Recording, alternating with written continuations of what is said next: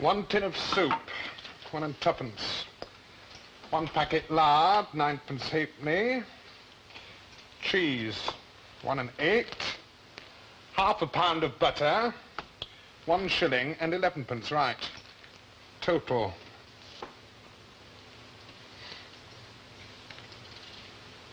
£19 and 6. You've left some out. 2 tins of salmon, 4 and 6 each. Yeah, you've left them out. I don't think so. You see, my love, they don't tally. Can you tell me why? I can tell you now. Now, look here, Mrs. Miss Sharples. You shut up, Minnie Colwell. You're not talking to me like some of that crawled out of last week's cheese. Mrs. Sharples, I've no record that you paid for those 2 items. I can prove that they came from this store. I'm asking you for an explanation. Right. Will you give me that sheet of paper for a start?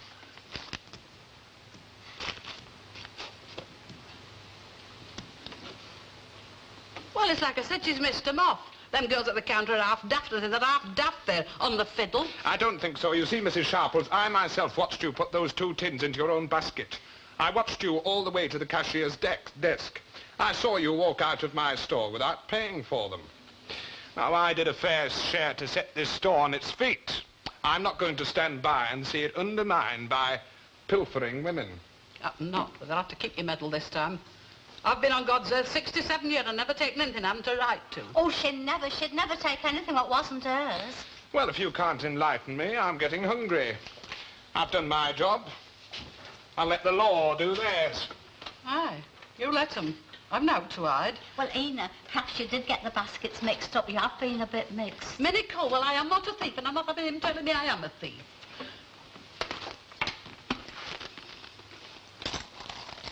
Well, I've got enough for one. I'm sorry, love. Store policy. Mind you weren't anywhere near her. You can go if you want. Oh, I'm staying with Ina. Store policy, you see. The police are pretty snappy around here. We find it worth our while.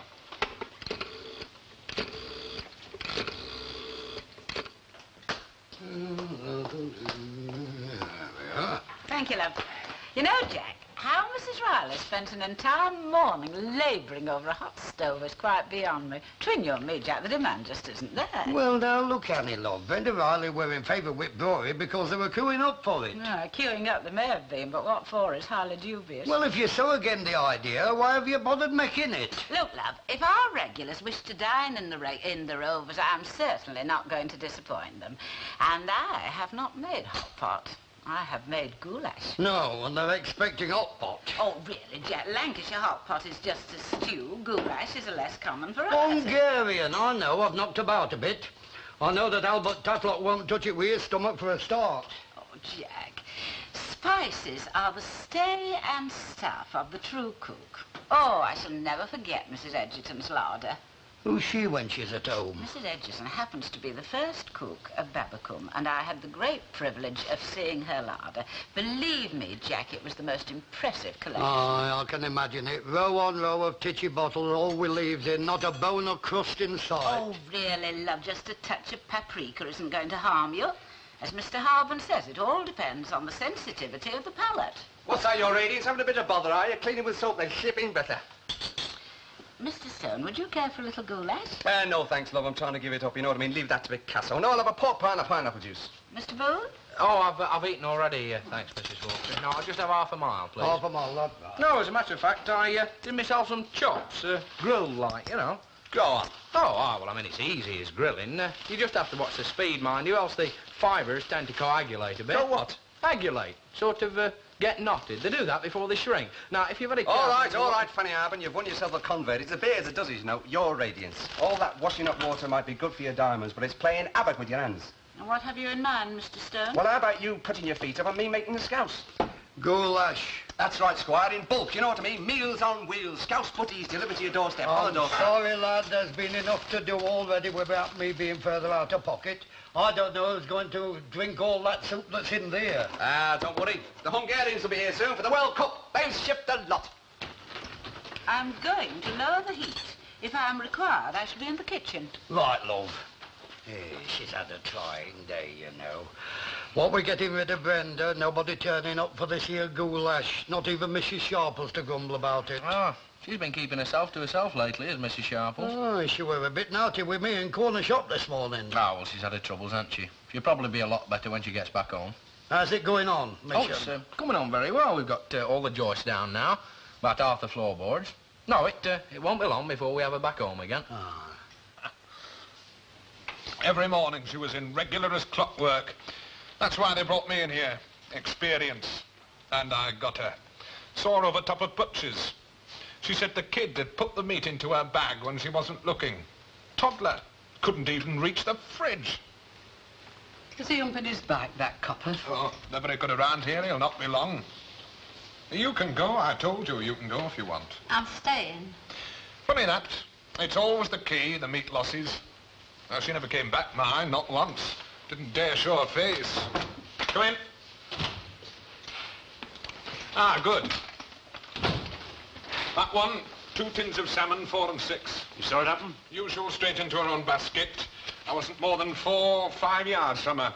I followed her out, of course. You know, a store this size, we can't afford to make mistakes. Is the truth, madam? Might be, it's certainly not mine. Can I have your name, please?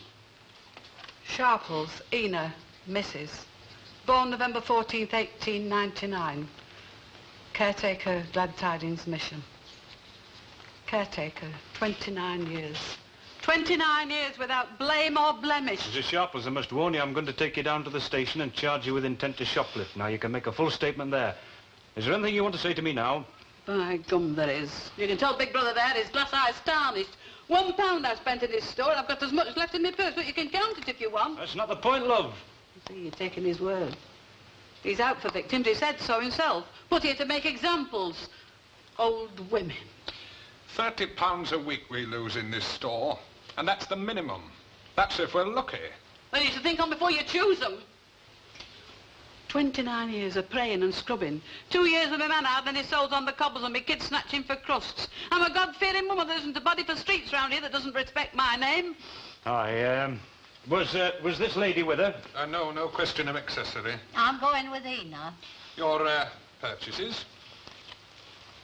Ina, the gentleman means for you to take you shopping.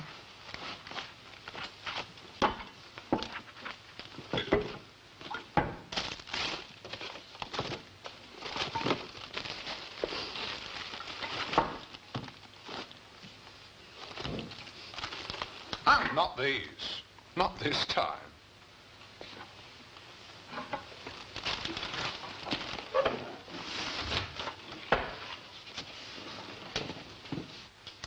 Oh, I know I had it somewhere.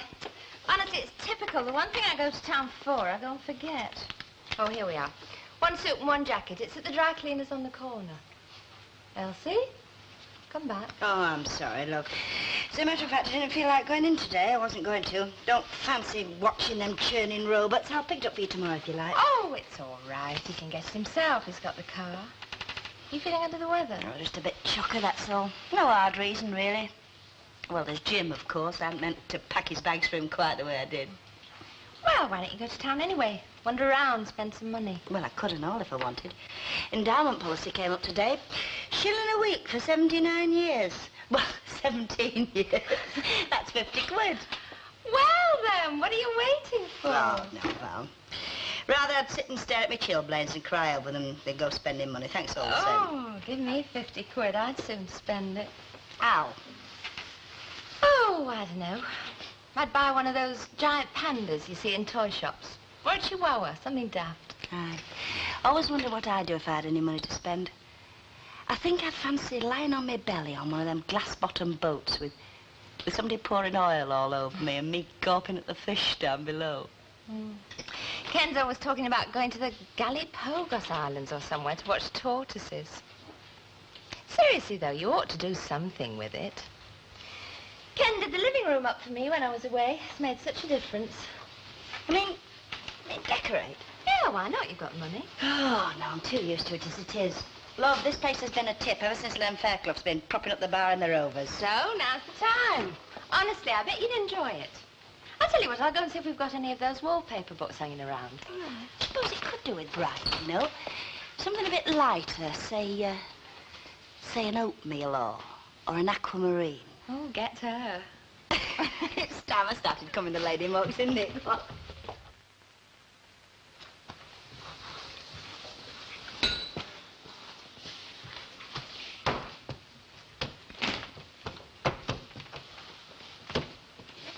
Mrs. Sharples, you know there's really no need. If you think I'm standing up marketplace shouting fond farewells to the likes of you, they're dafter than I give you credit for. If you've got out to say, you can say it in here. If you're stopping, you better put the kettle on. No, thanks. I just came to see you were all right for tomorrow. What's up, then? It's all right, Sonny Jim. It was the store and 2 tins of salmon. Oh, this is Mr. Stone. It's my lodger. Well, Mrs. Sharples, seeing I'm here, would you Have mind... you got a warrant? I'm his warrant. If he thinks I've got the Bank of England on my bed, he can get on his knees and look for it. Go on, lad. Follow your nose. I can see it's twitching. All right. Come on, scuffer. After you. Oh, he's got to upset Sonny Jim, he is.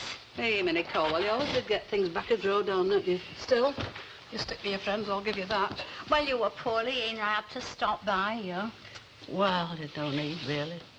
Would you like me to unpack your bag? No, let it be. Probably want to go and sniff round again, set his mind at rest.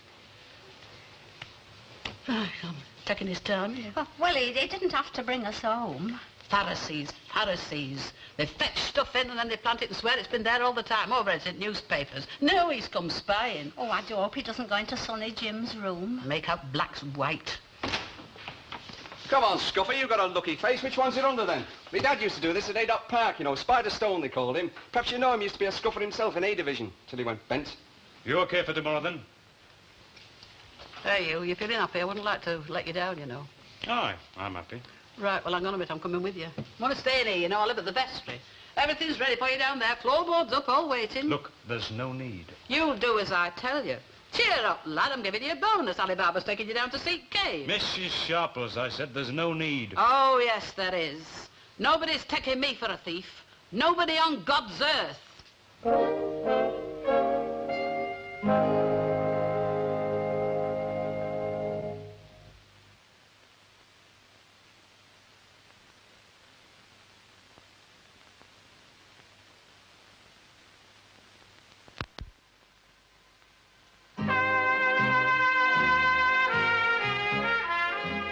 Hold it up a bit. I can't see it proper. Well, No, I don't like it. It's a bit wishy-washy. You want bamboo or black and white? I don't think that's bad. She's not holding it high enough. Can you move it to the right a bit? Oh, look, I'm sick of this standing up here like a flaming fairy. You can go off homemaker, you know. At least you haven't got kids stabbing their hands all over it. Oh, they have some funny colours, don't they? How do you fancy gravy-coloured plush? Of course, you could always try emulsion. Hey, what's diaphanous? Kind of see-through, why? Hey, do you fancy diaphanous curtains? You can have them in pale privet if you want. Privet or seaweed. No, thanks. I have trouble enough without encouraging it.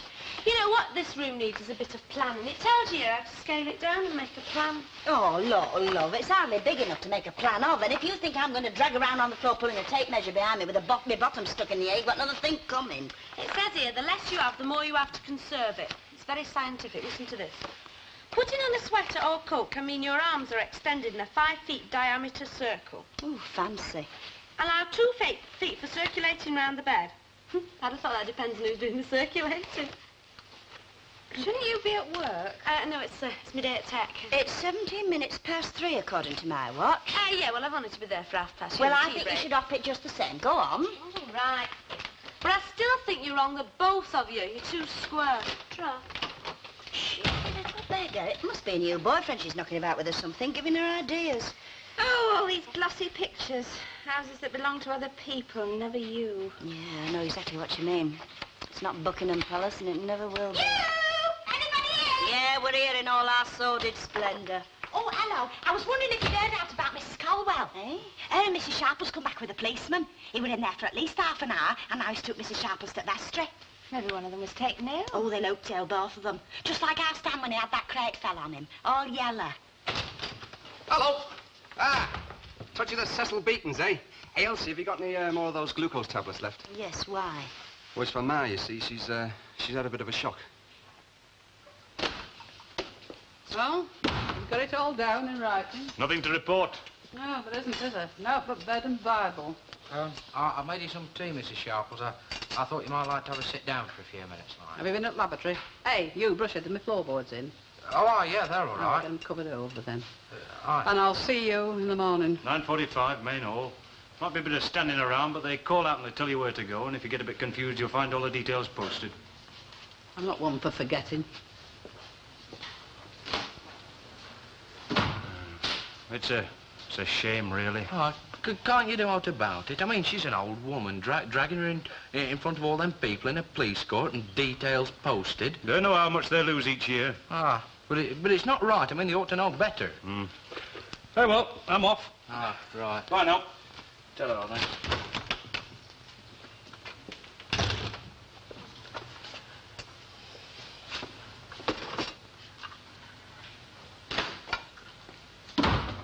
He's gone then.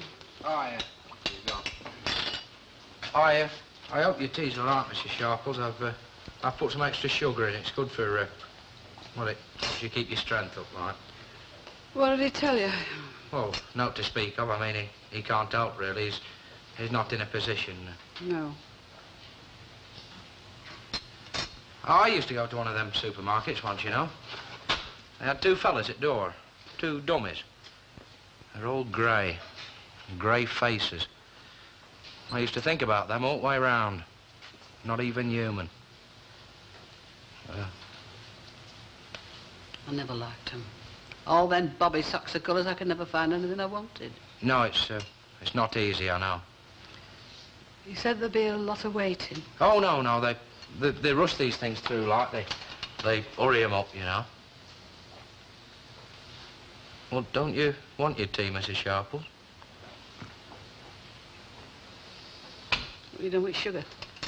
It's in. I've put it in already. Well, it's all right, Ma, don't worry. And I've got to be careful. This is a very temperamental thing, these. Well, I'm prone to worry, you see, ever since Bobby got that scolding. Yes, well, it's as safe as ours with me, Ma, just like a little baby it is. Ah, have you got the wind then, have you? There, then. Bernie. Well, it's silly, really. 5 o'clock, going to bed before we've had us tea. And we were going to have omelette for us tea. Now, Ma, do as you're told. Listen to your Uncle Jed and you'll be all right. Ah, there she is, our lady in the bedchamber. Tell me, darling, have you ever made hay in a hammock? Look, it's all ready for you, love, if you want to go. Well, I don't know. It seems silly. No, go on. You go and have a good lie down while you've got the chance. Yes, come on, love. Listen to Bedpan Annie and you'll be all right. You bring Bobby and I'll bring the bottle. And I'll tell you a little story. Once upon a time, there was a little pickled egg called Humpty Dumpty. And every Sunday morning at 8 o'clock, he used to go for a little roly-poly down there.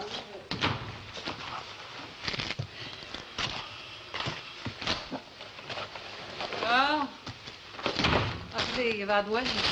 I'm siding up. Jed asked me to. Oh, aye. Mrs. Sharples, I want to say I'm sorry. Sorry? Yeah, but, you know, well, it must have been a terrible shock to you, and if there's anything I can do, Look, I just hope it works out all right, that's all. You always did fancy yourself, didn't you? Spotting sheep from goats. I don't know what you mean. I never pinched that stuff, else it's no more than I wrote those letters. You were wrong then, and you're wrong now. Look, that business, it's all over and done. Aye, but this isn't. And until I walk out of that court tomorrow, there isn't one of you right to raise a finger against me. Not one little finger. Least of all them that's got most behind them. Hello? Can I come in? Oh, it's true enough what they say. Where the body is, there the eagles gather. I never said, Jack, that she wasn't human. She has many failings. She was capable of a lot of interference. Spying. Caused a great deal of hurt in her time. I know. I myself have been the object of her, well, speculations. Wagging tongue. But never in my wildest dreams that such a thing should happen to her, of all people, a pillar of society. She was always a leader. If ever there was a battle to be fought, she was there in vanguard. Yeah, you never had to send for a policeman. Just shout her name and kids would scatter. Very proud of her good name, was Mrs. Sharp. Oh, I wish you'd belt up the lot on you. Really, Mr. Well, look, you stood there going on as though you were 10 foot under already. You wringing your hands and that. I wish you'd stop it, that's all. It's not proper. Oh, but it's a big thing, Jerry lad. You'll not deny it. No, I'll not deny it, Mr. Walker. But I won't make it sound worse than it is, neither. Oh, look, it happens. It happens to everybody at some time or another. When I were a kid, I saw this atlas on market that I wanted. Well, it was marked at 5 shilling. I didn't have 5 shillings, so I just took it. I took it home and hid it under bed. Now, where's the difference? We all have things when we're children, Jerry. Mr. Walker was only telling me Hold the on, other Annie. day. He has a point there, you know. I know, love, but as we get adult, we get responsible. We learn to respect the conventions. Aye, and how to twist them. No, it's no use, Annie. There's no difference between fiddling books and scumping apples. It goes on after all right, only it's little things and you get more cunning. And where do you draw the line, Mrs. Walker, eh? Go on, just tell me that. I still maintain there's a great difference between tins of salmon and crab apples. Aye, and it's getting caught that makes the difference. Oh, but there's plenty doesn't, though. They get away with it all the time, some of them. I've heard they even have special clothes. Really? Yeah. All voluminous, you know. And like wearing muffs and that in summer. Those will be the professionals, of course. Aye, and I'm sure that Mrs. Sharples is walking around with pockets in her bloomers for holding tins of fruit salad. Oh, well, it's all very distressing. Still, she has got all of us to support her. Right, well, that's all fixed then. I'll be round about 9:15. Oh, and I'll stay until it's over and run you back. Making sure I don't clobber them with their own bonnets, is that it? Well, let's say to help unravel the red tape a little, shall we? Do you think I need a solicitor? Frankly, Mrs. Sharples, yes. Why? Safety valve. Not the most stable of institutions, magistrates' courts, and a lot can depend on the person and the way that they... Well, no, actually, I just think it would be a good idea, that's all. You don't think I'm pleading guilty, do you? No, I gathered that... You heard Miss Leighton Elsie Tanner at the door? Yes. Well, I meant every word I said. Not guilty. And it doesn't take a lawyer to say that. Well, it wouldn't cost much, and it might be worth it. I never intended nout.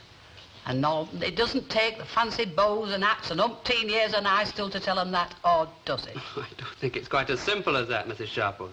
No, you wouldn't. No, what I mean is it might be a little more complicated than you yourself know. I know what I know, young Barlow, and there's nought else. Right, well, in the morning then. Yes. Mrs. Corway gone to bed? She has. I wouldn't leave it too late if I were you. Thank you very much, lad. Good night. Good night, Mrs. Sharples.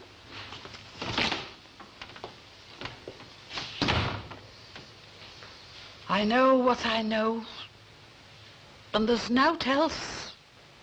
Thanks, Elsie. The mind, Mrs. Ogden, has unfathomable depths. When I think how much that charming doctor taught me, I sat in front of that television quite transfixed. I go funny sometimes. Thought I'd lost our Stan once. Went round and round the house looking for him. And all the time he was asleep in front parlour. I made sure I'd lost him. Well, that's very psychiatric, isn't it? The great thing, of course, is to recognise the approach of danger. Now, when Mr. Walker had that trouble recently, you know, with that terrible blackmailing man, I could see it coming a mile off. Just the same with Mrs. Sharples, you know. I could have told you all. She just wasn't herself. Aye. She sent me away with the right flame here. Said I was pointing the finger. And were you? I said I was sorry, Jack. You just assumed that she was guilty, is that it? She must be. They've had all the evidence. It's what they're going to do to her afterwards that worries me. They'll not take the boots off, not especially for her. That's the way of things, isn't it? Them against us. Well, I wouldn't put it quite as crudely as that. Hello, lad. What you having? Pint, please, Mr. Pint? Walker. Right. No, Mr. Tan, I mean, it's also meant to be helping, isn't it? I mean, they're there for the ultimate preservation of our health, and they think they have to frighten us to do it. I don't know. Maybe it's the only way we can understand. Makes you shudder, though, doesn't it? Black hats and having it in the paper for everybody to see. Yes. We can only hope they'll be lenient. After all, she is an old woman, victim of circumstance. Should help to mitigate her guilt. Yes, one thing, though, Mrs. Walker. Mrs. Sharples is pleading not guilty.